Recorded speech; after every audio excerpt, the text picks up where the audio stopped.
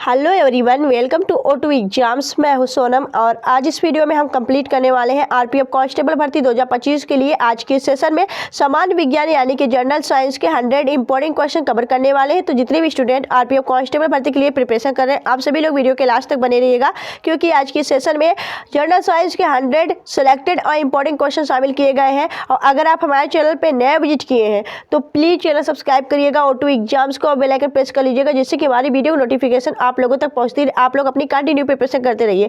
RPF constable में general science के important question पूछे जाते हैं और इसलिए आज की सेशन में हम महामैराथन 100 क्वेश्चन लेके आए आपके जनरल साइंस के। तो आप लोग वीडियो को पूरा देखिएगा। दोस्तों, आपको बता दें, आरपीएफ कांस्टेबल भर्ती की जो परीक्षाएं हैं बहुत जल्दी आयोजित की जाने वाली है, क्योंकि जैसे ही कुंभ मेला आपका खत्म होता है वैसे ही आरपीएफ कांस्टेबल की परीक्षाएं आयोजित की जाएंगी। तो आप लोग के एग्जाम में अब ज़्यादा देर नहीं बचा, तो आप लोग अपनी लगातार मेहनत करते रहिए। चलिए चलते हैं हम पहले क्वेश्चन की तरफ। पहला क्वेश्चन आपसे यहाँ पे पूछा गया है कि निम्नलिखित में से परमाणु बम की खोज किसने की थी।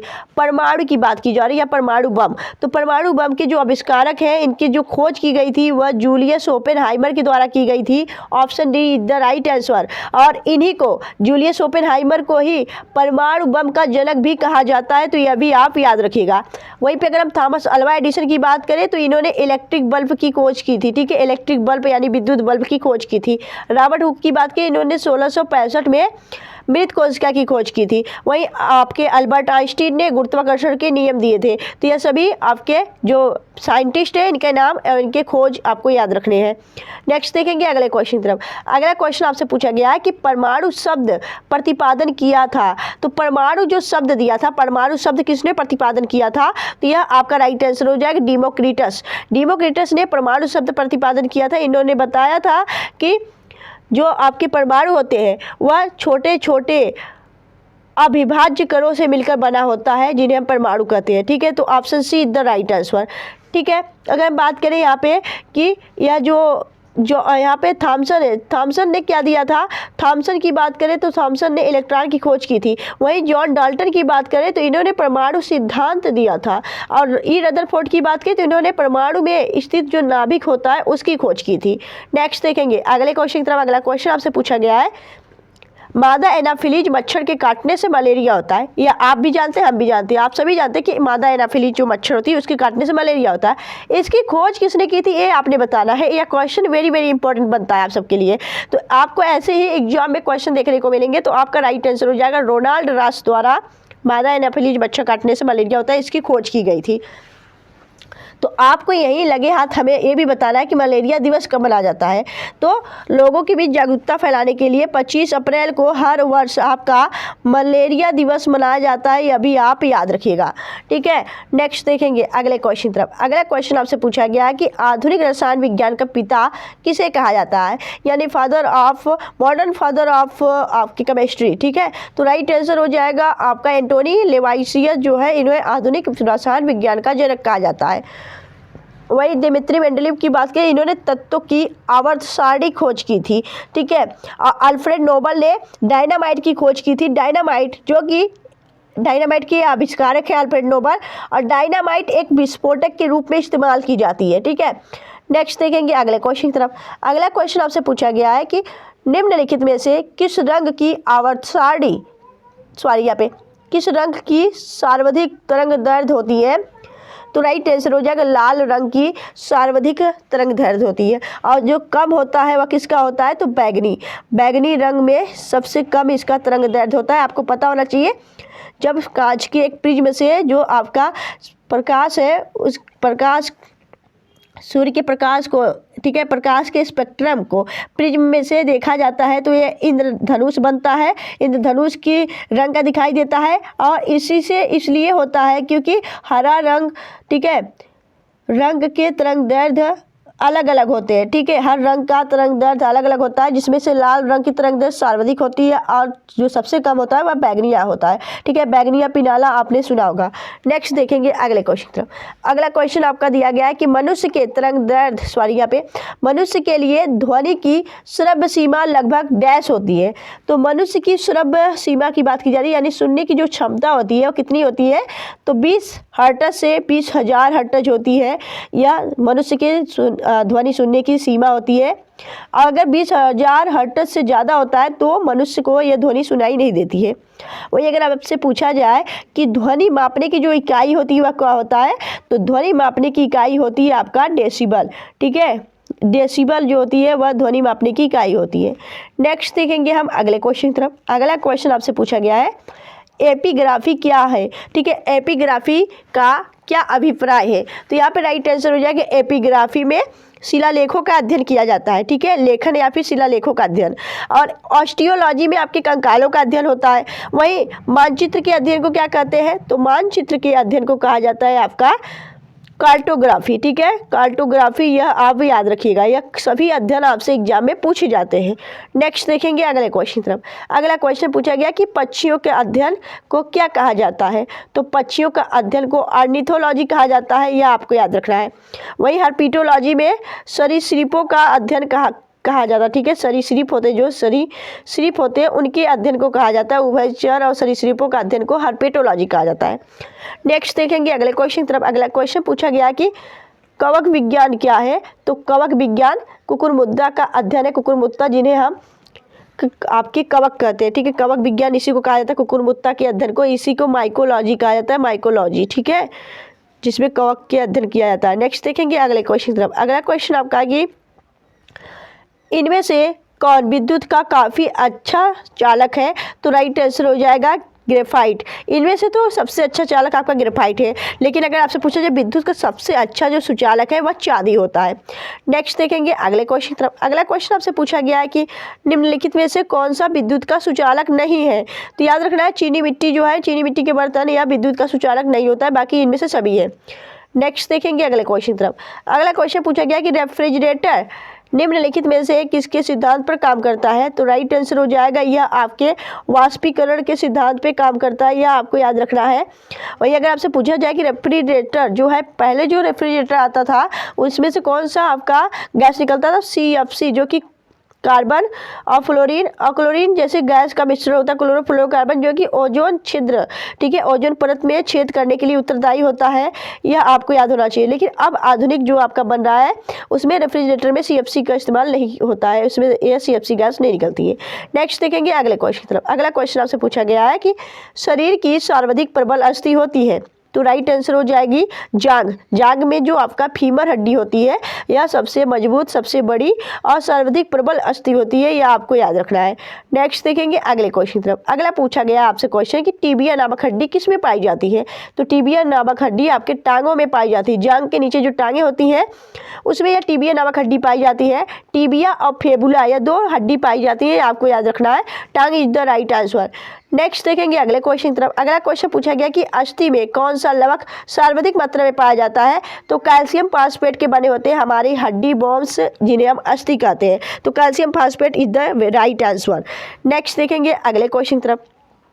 अगला क्वेश्चन पूछा गया है कि ह्यूमरस अस्थि कहाँ पाई जाती है, तो ह्यूमरस जो अस्थि है, ठीक है, ह्यूमरस अस्थि यह आपके कहाँ पे पाई जाती है, तो भुजा में पाई जाती है, ऊपरी भुजा में पाई जाती है, यह आपका राइट आंसर हो जाएगा।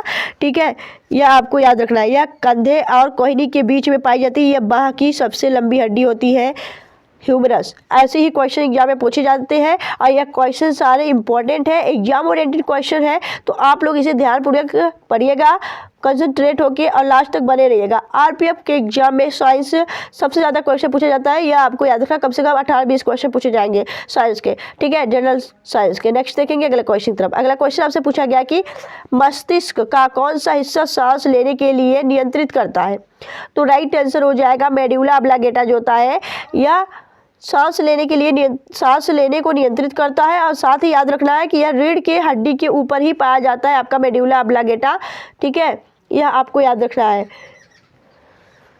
नेक्स्ट देखेंगे हम अगले क्वेश्चन तरफ। अगला क्वेश्चन आपसे पूछा गया कि मानव मस्तिष्क का ग्राम में वजन कितना होता है, तो राइट आंसर हो जाएगा 1200 से 1400 ग्राम होता है आपका यह मानव मस्तिष्क का वजन। एक वयस्क मनुष्य के बारे में बता रहे हैं।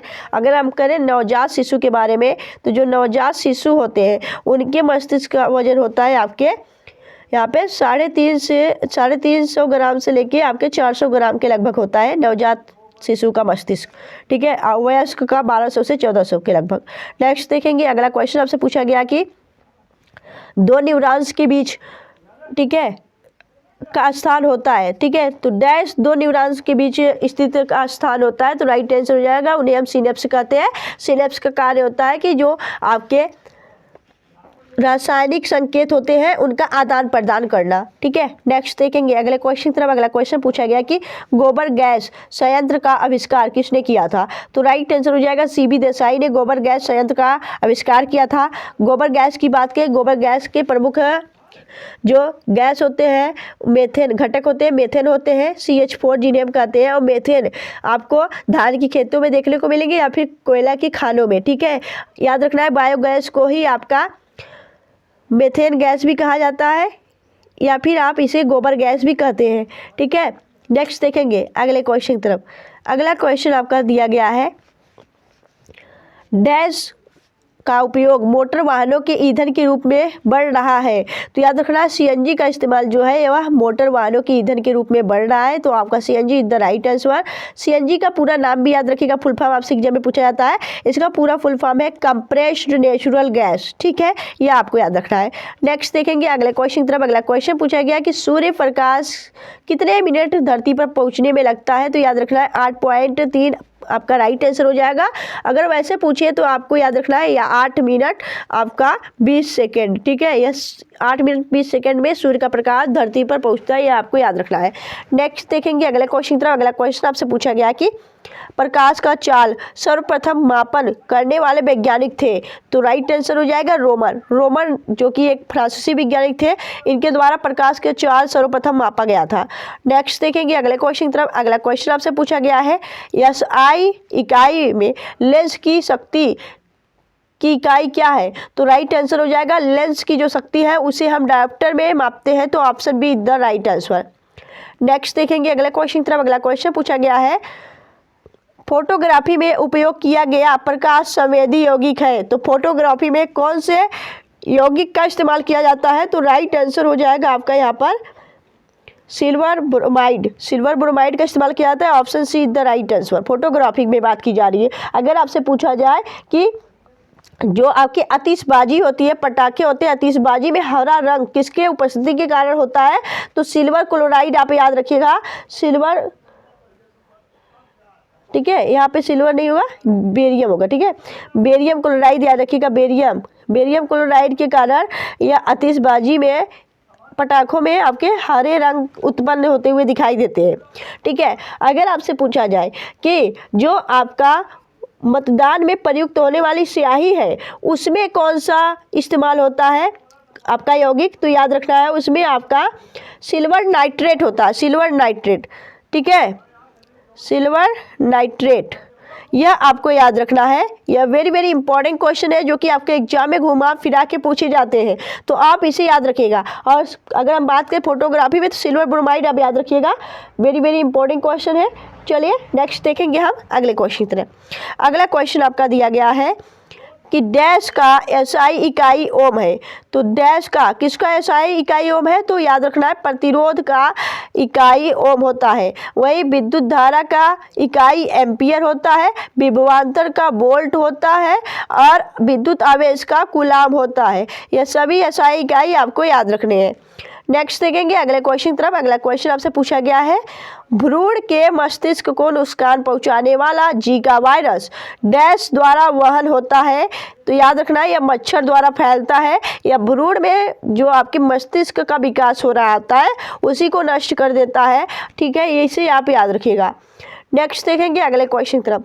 अगला क्वेश्चन आपसे पूछा गया है कि हेपेटाइटिस बी निम्नलिखित में से किसके कारण होने वाला संक्रामक रोग है और यह यकृत को प्रभावित करता है, तो राइट आंसर हो जाएगा यह वायरस के कारण होने वाला एक रोग हो जाता है और यह यकृत को प्रभावित करता है, याद रखना है। हेपेटाइटिस बी यकृत से जुड़ी समस्या है, आपका बीमारी है, तो इसे आप याद रखिएगा, ठीक है। इसमें क्या होता है हेपेटाइटिस बी में कि लीवर में आपके सूजन हो जाता है।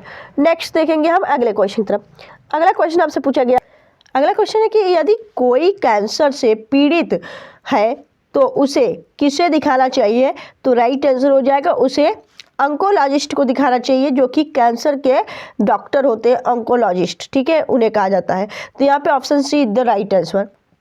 नेक्स्ट देखेंगे अगले क्वेश्चन तरफ। अगला क्वेश्चन आपसे पूछा गया है, एलिसा टेस्ट डैश के कारण होने वाला एक्वायर्ड एमिनो डिफिशियंसी सिंड्रोम निदान के लिए किया जाता है। तो याद रखना है HIV के कारण होने वाला यह रोग है एक्वायर्ड एमिनो डिफिशियंसी यानी कि एड्स, उसके टेस्ट में यह एलिसा टेस्ट किया जाता है। तो यह आपको याद रखना है। नेक्स्ट देखेंगे अगले क्वेश्चन तरफ। अगला क्वेश्चन पूछा गया है कि ल्यूकोडर्मा डैश के बीमारी होती है। तो ल्यूकोडर्मा डैश की बीमारी होती है यानी कि ल्यूकोडर्मा आपकी त्वचा की बीमारी होती है। त्वचा आपका राइट आंसर हो जाता है, जिसे हम सफ़ेद दाग भी कहते हैं, ठीक है। यह एक गंभीर समस्या है और ज़्यादातर लोगों में देखने को मिलती है और यह एक आनुवंशिक बीमारी भी हो सकती है, तो इसे आप याद रखिएगा, ठीक है। नेक्स्ट देखेंगे अगले क्वेश्चन तरफ। अगला क्वेश्चन पूछा गया कि निम्नलिखित में से कौन सा तीव्र उठरांत्र संबंधित संक्रमण पैदा करने वाली एक जल जनित रोग है। तो राइट आंसर हो जाएगा आपका हैजा। हैजा जिसे कॉलेरा नाम से भी जाना जाता है, इसके जीवाणु का नाम है विब्रियो कॉलेरी, ठीक है, इसे याद रखिएगा। यह जो है आपका हैजा, यह आपके दूषित भोजन और पानी पीने के कारण होता है, ठीक है। नेक्स्ट देखेंगे अगले क्वेश्चन तरफ। अगला क्वेश्चन आपसे पूछा गया कि अनावृत नग्न बीज डैश में निर्मित होते हैं। तो राइट आंसर हो जाएगा जो अनावृत नग्न बीज है वह आपके जिम्नोस्पर्म में निर्मित होते हैं। जिम्नोस्पर्म जो है इसमें क्या होता है कि जो बीज होते हैं वह खुले वातावरण में उत्पन्न होते हैं और यह बीजों में नहीं पाए जाते हैं, ठीक है। बीजों जो आपके फल होते हैं उसमें यह बीज दिखाई नहीं पड़ते हैं, यह आपको याद रखना है। नेक्स्ट देखेंगे अगले क्वेश्चन तरफ। अगला क्वेश्चन आपसे पूछा गया है कि टेरिडोफाइटा समूह के पौधों में क्या नहीं पाए जाते हैं। जो टेरिडोफाइटा समूह होते हैं उनमें क्या नहीं होते हैं यह आपको बताना है। तो फूल नहीं होते हैं, option A is the right answer, ठीक है, यह आपको याद रखना है। नेक्स्ट देखेंगे हम अगले क्वेश्चन तरफ।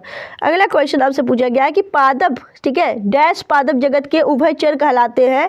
तो राइट आंसर हो जाएगा ब्रायोफाइटा जो है वह पादप जगत के, ठीक है, उभयचर कहलाते हैं, यह आपको याद रखना है। एम्फीबियन ऑफ द प्लांट कहा जाता है ब्रायोफाइटा को। नेक्स्ट देखेंगे अगला क्वेश्चन था। दोस्तों अगर आपको सच में वीडियो अच्छी लग रही है, हेल्पफुल लग रही है, अपने सोनम मैम की मेहनत अच्छी लग रही है, तो प्लीज़ वीडियो को लाइक और चैनल सब्सक्राइब जरूर करिएगा। आप सबके लिए बस एक लाइक और एक सब्सक्राइब हमारे लिए बहुत हो जाता है, बस इतना तो गुरु दक्षिणा आप दे ही सकते हैं। और यह सारे क्वेश्चन इंपॉर्टेंट क्वेश्चन है आपके जनरल साइंस के RPF एग्जाम के लिए वेरी वेरी इंपॉर्टेंट, तो आप लोग वीडियो के लास्ट तक बने रहिएगा। चलिए चलते हैं नेक्स्ट क्वेश्चन की तरफ। अगला क्वेश्चन आपसे पूछा गया कि मनुष्य की आंत में कौन सा जीवाणु पाया जाता है, ठीक है। तो मनुष्य का जो इंटेस्टाइन होता है, जो आंत होती है, छोटी आंत या बड़ी आंत, उनमें कौन से नामक जीवाणु पाया जाता है, यह आपका वेरी वेरी इंपॉर्टेंट क्वेश्चन है, तो याद रखिएगा। इसमें आपके एस्चेरिचिया कोलाई कहा जाता है, इस जीवाणु का नाम है और यह आपकी आंतों में पाया जाता है, ठीक है। आइए हम आंत के बारे में इंपॉर्टेंट पॉइंट देख लेते हैं। तो एक वयस्क व्यक्ति की छोटी आंत की लंबाई 6 से 7 मीटर होती है और बड़ी आंत की लंबाई 1.5 मीटर होता है, यानी कि 5 फुट होती है। और जो भोजन आपका पचता है, यानी कि पूर्ण रूप से जो भोजन आपका पाचन होता है वह छोटी आंत में ही होता है, तो यह याद रखना है आपको। नेक्स्ट देखेंगे हम अगले क्वेश्चन तरफ। अगला क्वेश्चन आपसे पूछा गया कि खुले में कुछ देर तक रखा हुआ दूध खट्टा हो जाता है, तो याद रखना है लैक्टिक अम्ल के कारण, option see the right answer. वही दूध की शुद्धता लैक्टोमीटर में मापा जाता है, यह भी आप याद रखिएगा। नेक्स्ट देखेंगे अगले क्वेश्चन तरफ। अगला क्वेश्चन आपसे पूछा गया है, अगला क्वेश्चन है कि इलेक्ट्रॉन की खोज किसने की थी। तो राइट आंसर हो जाएगा जोसेफ जॉन थॉमसन ने इलेक्ट्रॉन की खोज की थी, यह आपको याद रखना है। नेक्स्ट देखेंगे अगले क्वेश्चन तरफ। जीव एवं निर्जीव के बीच की कड़ी होती है क्या। तो राइट आंसर हो जाएगा वायरस को। वायरस जो है यानी कि जो आपके वायरस है विषाणु, वह आपके जीव और निर्जीव के बीच की कड़ी होती है। नेक्स्ट देखेंगे अगले क्वेश्चन की तरफ। अगला क्वेश्चन आपसे पूछा गया है कि ज्ञात सबसे छोटा प्रोकैरियोटिक जीव है। तो सबसे छोटा जो प्रोकैरियोटिक सेल है जीव है वह है आपका mycoplasma, option be the right answer. Next देखेंगे हम अगले क्वेश्चन की तरफ। अगला क्वेश्चन आपसे पूछा गया कि जल के लिए pH का मान होता है। तो याद रखना है लगभग 7 होता है, न तो यह क्षारीय होता है न तो ही आपका यह अम्लीय होता है, यह लगभग 7 इज द राइट आंसर। वही आपको याद रखना है कि जो आपका ब्लड होता है रक्त, उसका pH मान 7.4 होता है, यह थोड़ा क्षारीय होता है। ठीक है। नेक्स्ट देखेंगे अगले क्वेश्चन तरफ। अगला क्वेश्चन आपसे पूछा गया कि निम्न में से किन दो भौतिक राशियों की इकाई एक ही है? तो राइट आंसर हो जाएगा कार्य और ऊर्जा। ठीक है, कार्य, ऊर्जा और उष्मा, इन तीनों की जो इकाई है भौतिक राशि वह हो जाता है आपका जूल, और यह तीनों का एक ही होता है इकाई, ऐसा इकाई आपका जूल। तो यह आपको याद रखना है। नेक्स्ट देखेंगे अगले क्वेश्चन तरफ। अगला क्वेश्चन पूछा गया कोणीय विस्थापन का मात्रक है? तो राइट आंसर हो जाएगा रेडियन। यह रेडियन जो है कोणीय विस्थापन का मात्रक है। नेक्स्ट देखेंगे अगले क्वेश्चन तरफ। अगला क्वेश्चन पूछा गया है कि एक सामान्य है स्वस्थ मनुष्य का हृदय प्रति मिनट धड़कता है। तो एक सामान्यतः स्वस्थ मनुष्य का जो हृदय है वह प्रति मिनट आपका 72 बार धड़कता है। आपका option be the right answer. वही हृदय की बात की जा रही जो हार्ट है, हार्ट के अध्ययन को क्या कहा जाता है यह भी आपको बताना है। तो हार्ट का जो अध्ययन है उसे हम कार्डियोलॉजी कहते हैं, हार्ट के अध्ययन को। और अगर जो हार्ट का यानी हृदय का वैज्ञानिक है, हृदय का डॉक्टर है, हृदय का डॉक्टर, उसे हम कार्डियोलॉजिस्ट कहते हैं। ठीक है, यह भी आप याद रखिएगा। नेक्स्ट देखेंगे अगले क्वेश्चन तरफ। अगला क्वेश्चन पूछा गया कि मनुष्य की खोपड़ी में कितनी अस्थियां होती हैं? खोपड़ी जो स्कल होती है उसमें आपके 29 हड्डी होती है। Option see the right answer. Next देखेंगे अगला क्वेश्चन आपका है कि मनुष्य के जीवन काल में कितने दांत 2 बार विकसित होते हैं? तो याद रखिए 20 दांत ऐसे होते हैं मनुष्य के जीवन काल में जो 2 बार आपके उगते हैं, यह आपको याद रखना है। ठीक है, निकलते हैं। वही अगर हम मनुष्य के दांतों के बारे में बात करें तो मनुष्य के दांत मुख्यतः 4 प्रकार के होते हैं, मोलर, प्रीमोलर, इंसाइजर, कैनाइन। और दांतों के डॉक्टर को डेंटिस्ट कहा जाता है, यह भी आप याद रखिएगा। नेक्स्ट देखेंगे अगले क्वेश्चन तरफ। अगला क्वेश्चन पूछा गया कि यकृत एवं मांसपेशियों में ऊर्जा जमा होती है, तो यह आपके ग्लाइकोजन के रूप में होती है। Option D the right answer. Next देखेंगे अगला क्वेश्चन पूछा गया है एक स्वस्थ मनुष्य के शरीर का तापमान कितना होता है? तो यह 37 डिग्री सेल्सियस होता है। Option be the right answer. Next देखेंगे अगला क्वेश्चन पूछा गया है कि वह क्रिया जिसके द्वारा पौधे अपना भोजन तैयार करते हैं वह क्या कहलाती है? तो राइट आंसर हो जाएगा उसे हम प्रकाश संश्लेषण, ठीक है, फोटोसिंथेसिस कहते हैं। नेक्स्ट देखेंगे अगले क्वेश्चन तरफ। अगला क्वेश्चन पूछा गया है कि निम्नलिखित मिश्र धातुओं में से किसे अमलगम कहते हैं? तो यह आपको याद रखना है। एक तो आपका हो जाता है पारा, ठीक है, पारा और जस्ता के मिलने से अमलगम कहलाता है। पारा और किसी भी अन्य धातुओं को मिलाने पर अमलगम कहा जाता है, यह आपको याद रखना है। तो option see the right answer. Next देखेंगे अगले क्वेश्चन तरफ। अगला क्वेश्चन है आपसे कि गोताखोरों के सांस लेने संबंधित क्रिया में उपयोग की जाने वाली गैस है। तो याद रखना है ऑक्सीजन और हीलियम। जो गोताखोर समुद्र के अंदर आपके पता लगाने के लिए किसी भी आपके स्थिति में जाते हैं गोताखोर, तो वो अपने साथ एक सिलेंडर लेके जाते हैं और उस सिलेंडर में आपके ऑक्सीजन और हीलियम उपस्थित रहता है। नेक्स्ट देखेंगे अगले क्वेश्चन तरफ। अगला क्वेश्चन पूछा गया है कि वायु में कौन सी नोबल गैस नहीं होती है? तो याद रखना है रेडॉन नहीं होती है। तो option D the right answer. अगला क्वेश्चन पूछा गया है कि उच्च तापक्रम को मापने का यंत्र कौन सा है? तो राइट आंसर हो जाएगा आपका यहाँ पे उच्च तापक्रम को मापने का बात की जा रही है। जो उच्चतम आपका तापक्रम है उसे मापने की जो होती है उसे हम पायरोमीटर कहते हैं। तो option be the right answer. Next देखेंगे अगला क्वेश्चन पूछा गया कि जब प्रकाश वायु से कांच में जाता है तो क्या बढ़ता है या फिर क्या घटता है? तो राइट आंसर हो जाए तब क्या स्थिति होती है आपने बताना है। तो प्रकाश वायु से कांच में जब जाता है तो तरंगदैर्घ्य घटती है, ठीक है, यानी कम होती है। तो option be the right answer. Next देखेंगे अगला क्वेश्चन आपसे पूछा गया कि पूर्व आंतरिक परावर्तन है जब प्रकाश जाता है हीरे से कांच में जब जाता है तो पूर्व आंतरिक परावर्तन होता है। नेक्स्ट देखेंगे अगला क्वेश्चन पूछा गया है क्वांटम सिद्धांत किसने प्रतिपादन किया था? तो याद रखना है मैक्स प्लांक ने क्वांटम सिद्धांत प्रतिपादन किया था। वही न्यूटन की बात करें तो न्यूटन ने 3 गति के नियम दिए थे। कौन कौन? एक तो जड़त्व का नियम, संवेग का नियम और क्रिया प्रतिक्रिया का नियम। अगला क्वेश्चन पूछा गया कि डॉल्फिन वर्गीकृत किए जाते हैं। डॉल्फिन जिन्हें हम राष्ट्रीय जलीय जीव घोषित किए हैं, ठीक है, जलीय जीव घोषित हो चुका है आपका डॉल्फिन। गंगा डॉल्फिन की बात की जाए तो उसके लिए यहाँ पे बिहार में वेधशाला भी खोला गया है। यह आपको याद रखना है। डॉल्फिन की बात करें तो डॉल्फिन स्तनीय में रखा गया, स्तनीय प्राणियों में आपके यह डॉल्फिन को वर्गीकृत किया गया है। नेक्स्ट देखेंगे अगले क्वेश्चन तरफ। अगला क्वेश्चन पूछा गया है कि किस प्राणी की जीवद्रव्य में हीमोग्लोबिन का विलय हो जाता है? तो याद रखना है आपका केचुआ। केचुआ जो है उसमें आपके हीमोग्लोबिन का विलय हो जाता है जीवद्रव्य में। नेक्स्ट देखेंगे अगला क्वेश्चन तरफ। अगला क्वेश्चन पूछा गया कि मानव शरीर में सबसे मजबूत मांसपेशियां कहाँ होती है? याद रखना है यहाँ पे आपसे हड्डी की बात नहीं की गई, मांसपेशियों की बात की गई है। अगर मानव शरीर में सबसे मजबूत अगर हड्डी बात की जाती तो आपका फीमर होता जो कि जांघ में पाई जाती है, लेकिन मांसपेशियों की बात की गई है तो यहाँ पे आपके जबड़े आपका राइट आंसर हो जाएगा। जबड़ों में सबसे मजबूत मांसपेशियां पाई जाती हैं। नेक्स्ट देखेंगे अगले क्वेश्चन तरफ। अगला क्वेश्चन है कि यूरिया का रासायनिक नाम क्या होता है? तो यूरिया का रासायनिक नाम होता है carbamide. Option C is the right answer. Next देखेंगे अगला क्वेश्चन आपका है कि पारा, जिसे हम मरकरी के नाम से जानते हैं, उसका लैटिन नाम क्या है? तो पारा यानी मरकरी का लैटिन नाम होता है hydrargyrum. Option C is the right answer. पारा जो है जो कि एक लिक्विड फॉर्म में पाया जाता है। नेक्स्ट देखेंगे अगले क्वेश्चन तरफ। अगला क्वेश्चन पूछा गया कि पनडुब्बी किससे संबंधित है? तो यह आर्किमिडीज के सिद्धांत पर कार्य करती है आपकी पनडुब्बी, यह आपको याद रखना है। नेक्स्ट देखेंगे अगला क्वेश्चन तरफ। अगला क्वेश्चन पूछा गया कि एपीकल्चर एक वैज्ञानिक विधि है जो उत्पादन से संबंधित है। तो एपीकल्चर आपके शहद के उत्पादन से संबंधित है, आपको याद रखना है। और रेशम के उत्पादन के लिए आपका सेरीकल्चर उत्तरदायी है, ठीक है, सेरीकल्चर।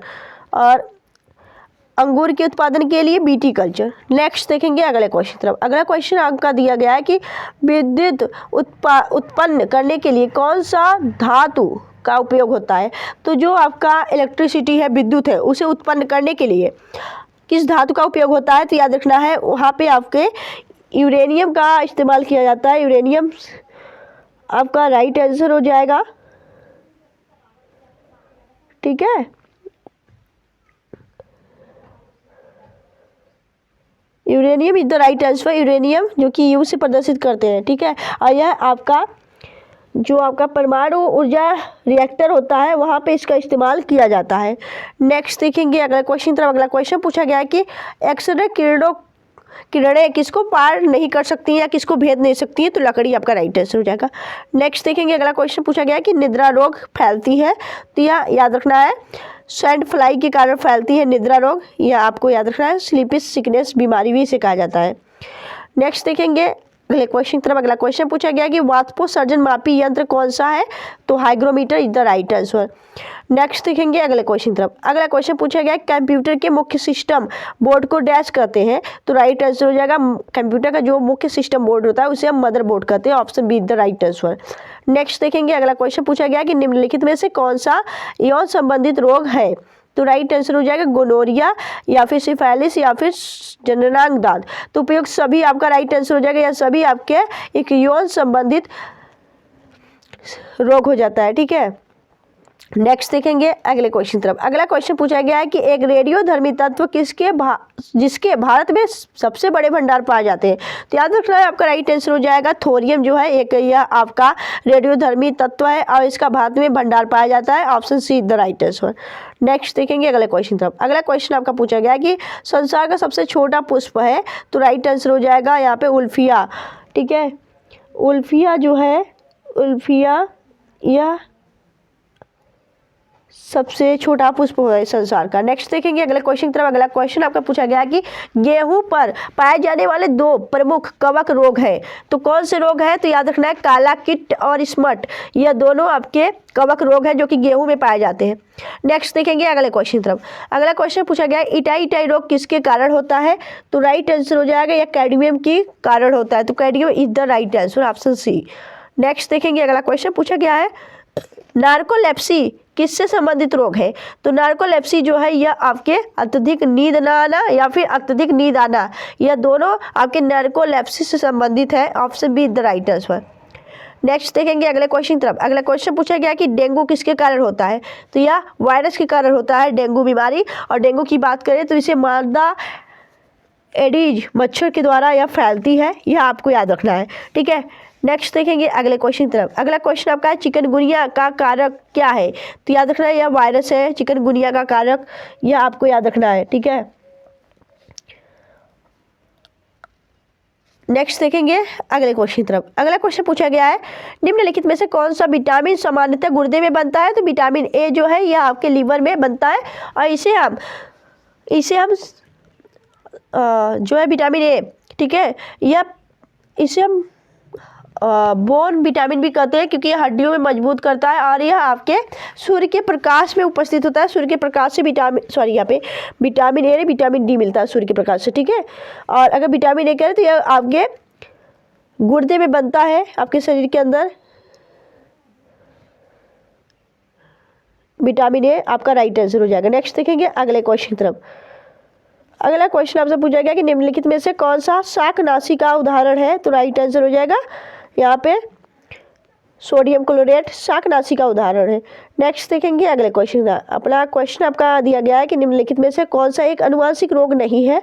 तो राइट आंसर हो जाएगा रतौंधी एक अनुवांशिक रोग नहीं है, यह विटामिन ए की कमी के कारण होता है रतौंधी, ठीक है। नेक्स्ट देखेंगे अगले क्वेश्चन की तरफ। अगला क्वेश्चन आपका दिया गया है कि थैलेसीमिया के रोगी में शरीर संश्लेषण करने में असमर्थ होता है। तो याद रखना हीमोग्लोबिन का संश्लेषण करने में असमर्थ होता है। थैलेसीमिया के रोगी में आपके हीमोग्लोबिन का परिवहन नहीं हो पाता है। नेक्स्ट देखेंगे अगले क्वेश्चन की तरफ। अगला क्वेश्चन आपसे पूछा गया कि निम्न में से कौन सी एलपीजी का मुख्य घटक है? यहाँ पे एलपीजी होना चाहिए, एलजी लिखा गया है। तो एलपीजी का मुख्य घटक है आपका ब्यूटेन और प्रोपेन, यह तो एलपीजी के मुख्य घटक है। नेक्स्ट देखेंगे अगले क्वेश्चन तरफ। अगला क्वेश्चन पूछा गया आपसे। अगला क्वेश्चन है कि कपास के पौधे के किस भाग में कपास का रेशा निकाला जाता है? तो राइट आंसर हो जाएगा उसके बीजों से मिलता है। आपका कपास के बीजों में ही आपके कपास उत्पन्न होते हैं, तो आपका राइट आंसर हो जाएगा बीज के भाग से। नेक्स्ट देखेंगे अगले क्वेश्चन तरफ। अगला क्वेश्चन आपसे पूछा गया कि रक्त में एंटीबॉडी और एंटीजन के अध्ययन को क्या कहते हैं? तो राइट आंसर हो जाएगा serology, option C is the right answer, ठीक है। हिस्टोलॉजी में आपके ऊतकों का अध्ययन किया जाता है और बायोलॉजी में आपके जीव विज्ञान का अध्ययन किया जाता है और यहाँ पे माइकोलॉजी में आपके कवक का अध्ययन किया जाता है। नेक्स्ट देखेंगे अगले क्वेश्चन तरफ। तितलियों का अध्ययन क्या कहलाता है? तो तितलियों का अध्ययन लेपिडिटेरियोलॉजी कहा जाता है, option C is the right answer. Next देखेंगे अगला क्वेश्चन पूछा गया कि आतिशबाजी में हरा रंग किसके कोलाइड लवण के कारण दिखाई देता है? तो राइट आंसर हो जाएगा बेरियम के कारण जो आतिशबाजी होती है उसमें इसका रंग हरा दिखाई देता है, बेरियम क्लोराइड, याद रखिएगा, ठीक है। नेक्स्ट देखेंगे अगले क्वेश्चन तरफ। अगला क्वेश्चन आपसे पूछा गया है कि निम्नलिखित में से कौन सी ग्रीन हाउस गैस नहीं है? तो राइट आंसर हो जाएगा हाइड्रोजन, आपकी ग्रीन हाउस की कैटेगरी में नहीं आता है, option be the right answer. Next देखेंगे अगले क्वेश्चन तरफ। नहीं, यहाँ पे नाइट्रस ऑक्साइड होगा, नहीं, hydrogen is the right answer. Next देखेंगे अगले क्वेश्चन तरफ। अगला क्वेश्चन आपसे पूछा गया कि चूने में पानी मिलाने पे कौन सी गैस निकलती है? तो राइट आंसर हो जाएगा कार्बन डाइऑक्साइड निकलती है, option see the right answer, जिसे हम CO2 से दर्शाते हैं। नेक्स्ट देखेंगे अगला क्वेश्चन पूछा गया कि निम्नलिखित में से कौन शरीर को संक्रामक रोग से बचाता है? तो राइट आंसर हो जाएगा ल्यूकोसाइड, जिन्हें हम श्वेत रक्त कोशिका कहते हैं, ठीक है, WBC कहते हैं। यह हमें हमारे शरीर को संक्रामक रोग से बचाती है, यह आपको याद रखना है, क्योंकि जो आपकी वाइट ब्लड सेल्स है यानी कि WBC है, वह शरीर में आने वाले जो आपके वायरस, जीवाणु या फिर अन्य कोई आपका संक्रामक रोग है उसे आने से लड़ती है और उसे रोकती है। नेक्स्ट देखेंगे अगले क्वेश्चन तरफ। अगला क्वेश्चन आपसे पूछा गया कि बाष्पन यानी स्टेरिलिटी निम्नलिखित में से किस विटामिन की कमी के कारण होता है? तो विटामिन ई की कमी के कारण होता है। विटामिन ई, जिसे हम बीटी विटामिन या फिर आपका विटामिन ई का रासायनिक नाम भी याद रखिएगा, इसे हम टोकोफेरॉल कहते हैं। यह विटामिन ई का रासायनिक नाम है, इसकी कमी से ही आपका बांझपन, नपुंसकता देखने को मिलता है, ठीक है, option E the right answer. Next देखेंगे अगले क्वेश्चन तरफ। अगला क्वेश्चन आपसे पूछा गया कि इंसुलिन की खोज के लिए किसको नोबेल पुरस्कार से सम्मानित किया गया था? तो राइट आंसर हो जाएगा फ्रेडरिक बेंटिक को इंसुलिन की खोज के लिए नोबेल पुरस्कार से सम्मानित किया गया था। नेक्स्ट देखेंगे अगला क्वेश्चन पूछा गया है कि फाइलेरिया रोग है जो किसके कारण होता है? तो फाइलेरिया एक रोग है, वह कृमि के कारण होता है, फीता कृमि के कारण। और याद रखना है फाइलेरिया, जिसे हम आम भाषा में हाथी पाँव कहते हैं, इसका अब तक कोई इलाज नहीं है, इसका बचाव ही आपका इलाज है। और याद रखना है कि यह एक मच्छर के द्वारा फैलता है, यह भी आप याद रखिएगा।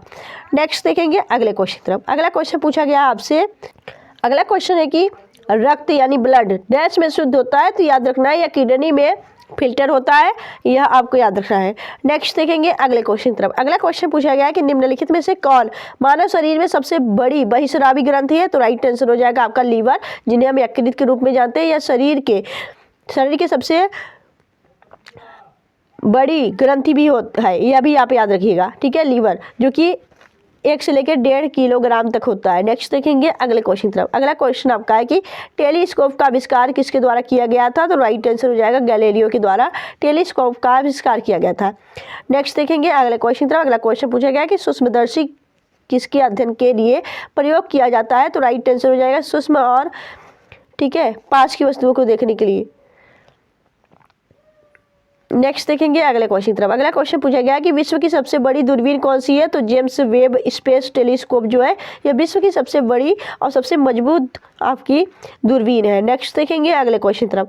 अगला क्वेश्चन आपका है कि विल्हेम रॉन्टगन ने आविष्कार किया, तो राइट आंसर हो जाएगा इन्होंने एक्सरे मशीन का आविष्कार किया, option be the right answer. Next देखेंगे अगला क्वेश्चन पूछा गया हीमोफीलिया होता है, तो यह आपके एक वंशानुगत बीमारी है, यानी कि आपका दोष है जो आपका एक पीढ़ी से दूसरी पीढ़ी में ट्रांसफ़र होता है, ठीक है, यह आपको याद रखना है, तो ऑप्शन यहाँ पे डी द राइट आंसर, ठीक है। नेक्स्ट देखेंगे अगले क्वेश्चन तरफ। अगला क्वेश्चन पूछा गया कि हीमोफीलिया एक वंशानुगत रोग है जो प्रभावित करता है, तो याद रखना है यह रक्त के थक्के की अनुपस्थिति को प्रभावित करता है, यानी कि आपका रक्त का थक्का नहीं जमता है, और जिससे कि हीमोफीलिया जो रोगी होता है वह कहीं एक्सीडेंट होने पे उसकी मृत्यु ऑन द स्पॉट हो जाती है। नेक्स्ट देखेंगे अगले क्वेश्चन तरफ। अगला क्वेश्चन आपसे पूछा क्या है, अगला क्वेश्चन आपका यहाँ पे दिया गया है कि कौन सा रक्त समूह एक सार्वभौमिक प्राप्त करता, यानी कि यूनिवर्सल रिसेप्टर है, तो राइट आंसर हो जाएगा AB- आपका राइट आंसर हो जाएगा। रक्त समूह की खोज कार्ल एंड स्टीनर ने की थी। आपके 4 रक्त समूह है, AB, BA, AB और O, ठीक है, यह आपके 4 रक्त समूह है, यह आपको याद रखना है। और यह आज की 100 जनरल साइंस के क्वेश्चन आपको कैसे लगे आप हमें कमेंट सेक्शन में कमेंट करके जरूर बताइएगा। अगर आपको वीडियो सच में अच्छी लगी हो, हेल्पफुल लगी हो, तो प्लीज़ वीडियो को लाइक करिएगा, चैनल सब्सक्राइब जरूर करिएगा। आप सब अपनी कंटिन्यू प्रिपरेशन करते रहिए और प्लीज़ आप हमारे चैनल को सब्सक्राइब कर लीजिएगा, जिससे कि RPF के लगातार आपके इम्पोर्टेंट और एग्जाम ओरिएंटेड क्वेश्चन सारे इस वीडियो में आपको मिलते रहेंगे। तो आप लोग चैनल सब्सक्राइब करेंगे तो हमारे वीडियो को नोटिफिकेशन मिलता रहेगा, तो आप लोग अपनी प्रिपरेशन आसानी इजीली से कर सकते हैं। तो आप लोग जरूर करिएगा और आप हमें कमेंट करके कोई भी प्रॉब्लम हो तो ज़रूर शेयर किया करिए, उस कमेंट का रिप्लाई हम जरूर करते हैं। तो मिलेंगे आपसे नेक्स्ट वीडियो में ऐसी बेस्ट कंटेंट के साथ, तब तक के लिए bye bye and thanks for watching, keep smiling.